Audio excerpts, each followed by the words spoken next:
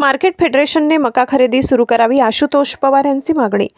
पणन विभागाच्या अंतर्गत येणाऱ्या राज्य मार्केट फेडरेशनने व केंद्र सरकारच्या अंतर्गत असणारी नोडल एजन्सी NCCFने नाशिक जिल्ह्यातील बाजार समित्या व तालुका खरेदी विक्री संघाच्या माध्यमातून तात्काळ केंद्र सरकारने जाहीर केलेल्या 2400 रुपये क्विंटल हमीभावाने मका खरेदी सुरू करावी अशी मागणी युवा नेते आशुतोष पवार यांच्या नेतृत्वाखालील शिष्टमंडळाने बागलाणचे तहसीलदार कैलास चावडे यांच्याकडे केली।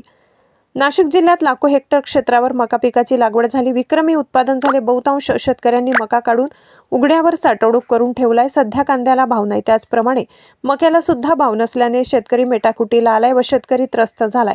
त्यातच केंद्र सरकारच्या अन्न आणि नागरी पुरवठा विभागासाठी केंद्रीय कृषी मूल्य आयोगाच्या शिफारसनुसार मक्यासाठी 2400 रुपये हमीभाव प्रति क्विंटल जाहीर झालाय।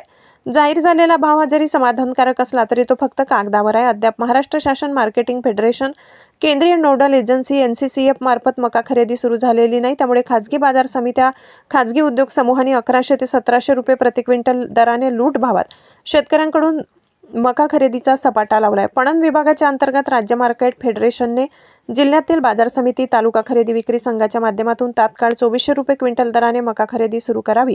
शेतकऱ्यांना कागदपत्रांच्या पूर्ततेसाठी जिल्हा उपनिबंधक सहकारी संस्थेमार्फत संबंधितांना आदेश द्यावेत आणि मका उत्पादक शेतकऱ्यांना न्याय द्यावा अशी मागणी युवा नेते आशुतोष पवार यांनी केली।